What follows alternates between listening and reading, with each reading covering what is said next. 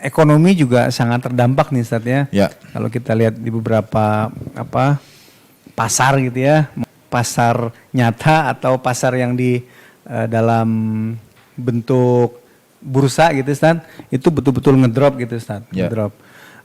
Juga dengan gini, orang-orang yang berdagang, orang-orang yang wirausaha lah gitu Ustadz, otomatis kan selesai gitu Ustadz, selama pandemi ini berlangsung, dia ya misalnya yang dagang udah pasti nggak ada orderan, sangat berkurang lah gitu Ustadz. Nah, kan kita mencari nafkah nih kewajiban nih Ustadz ya, kewajiban.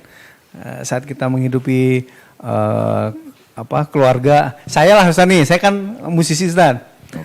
Jadwal manggung tuh Ustadz, ini semua coret mundur semua gitu Ustadz. Nah, kaitannya dengan kewajiban saya mencari nafkah, itu kan kewajiban Ustadz. Nah itu gimana Ustadz? Nah, kalau tadi musibah, kalau ini kewajiban.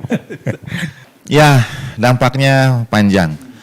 Tapi sebetulnya ada contoh juga bahkan di zaman baginda Nabi Sallallahu Alaihi Wasallam pernah terjadi kekeringan sehingga baginda Nabi waktu itu dalam saat situasi Idul Kurban tidak semua langsung dibagikan karena situasi waktu itu kekeringan, langka mungkin bahan makanan. Baginda Nabi berpesan supaya sebagian dibagikan, sebagian lagi itu diawetkan, entah dengan cara apa waktu itu, agar digunakan pada waktu membutuhkan. Dalam Al-Quran ada kisah Nabi Yusuf alaihissalam, 7 musim panen dan 7 musim kering. Nah, artinya di situ kita memerlukan solidaritas bersama itu.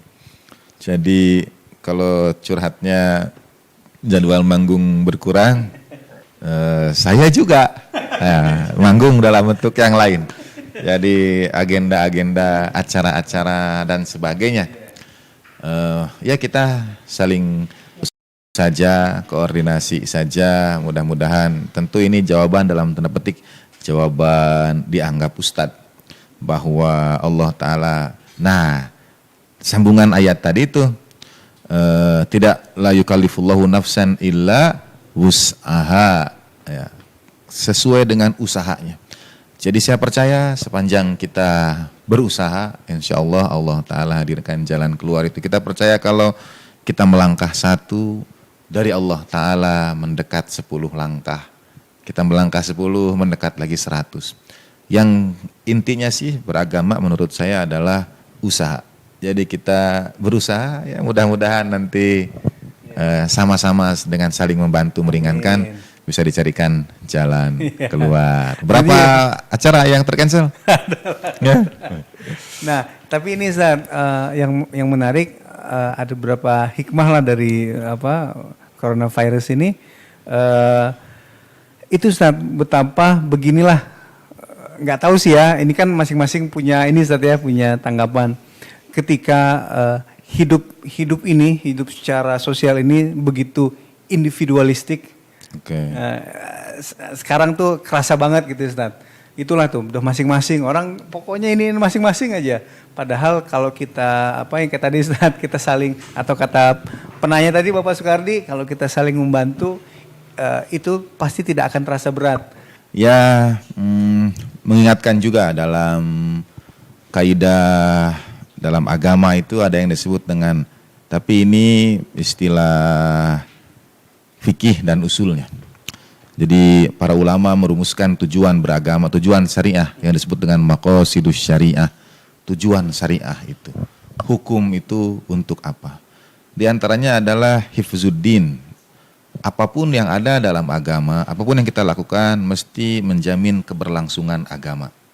Tidak boleh ada aturan yang kemudian memangkas pengamalan keberagamaan.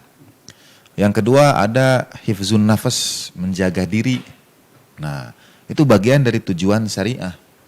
Jadi tidak boleh ada aturan-aturan yang berdampak pada sesuatu yang mengakibatkan keburukan pada diri kita. Di sisi yang lain, mesti ada juga upaya dari kita. Jadi ketika tadi ada kesan individualis, orang seakan-akan menjauh di rumahnya sendiri saja. Di satu sisi bisa kita pandang individualis, tapi di sisi yang lain sebetulnya sesuai dengan tujuan syariah ini, tidak keselamatan mesti dijaga. Bukan hanya keselamatan kita, tapi keselamatan orang lain juga.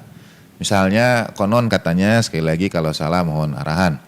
Konon katanya virus ini lebih banyak berdampak pada mereka yang usianya sudah di atas 50-an. Ya. Kalau kita punya yang sepuh di antara kita. Ketika terdampak pada kita, mungkin imun kita cukup kuat, tapi kita bisa menyalurkannya kepada orang-orang di sekitar kita. Sebutnya kan menjadi carrier.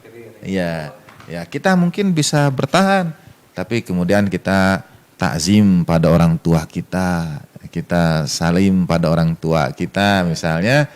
Nah, kita tidak menginginkan yang seperti itu terjadi. Jadi ada tujuan agama yang harus menjaga keselamatan diri kita.